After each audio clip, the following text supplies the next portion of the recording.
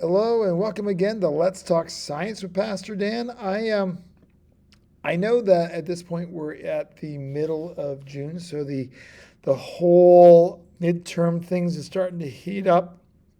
Elections are coming up in November. Some of you have just come through primaries, and some of you are just getting probably sick of all the ads, attack ads, and all that kind of stuff. I am just going to do a quick PSA, public service announcement about encouragement. First of all, everyone should vote. Um, God placed us in a nation where we have the right to vote. So we need to exercise those rights. If we don't, I do think we're going to be called to account for allowing things by choosing or not choosing to put people in office that are contrary to the will of God. Now, I want to first of all acknowledge that there are no perfect candidates. Men and women who run for office are human, and as such, they are going to mess up. They are going to be fallible. But the other side of that is understanding that you take and compare them, and the standard is not what you think. The standard is not what party you're part of. The standard is the word.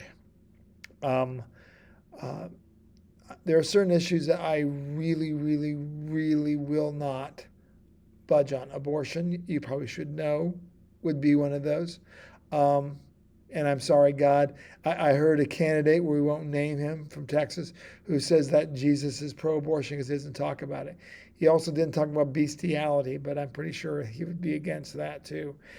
Jesus did talk about protecting the innocent, and there's no more innocent than the unborn. Um, Now I know there's situations people say, well, what about rape and incest? That's a horrible discussion point, but ultimately it's not the baby's fault and it's not part of your body. But that's another discussion for another time. Another one for me is protecting the rights that we have. Now, the only reason why this nation has lasted so long is because of the Bill of Rights, the fact that the nation cannot infringe on those. And so, if they start talking about how we need to have hate speech or how we need to limit the Second Amendment, those are all things that, in my mind, um, are are non-game changers. Now, there's only one time that I actually voted for a pro-choice candidate. That was because in the election I voted at the time, both candidates were pro-choice.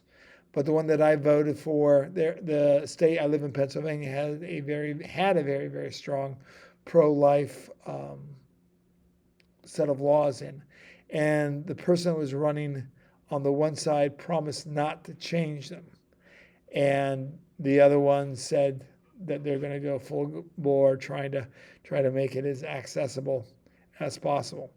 Things definitely changed in the state. At the end of the day, we need to acknowledge that we are servants of the Lord. We answer to Him.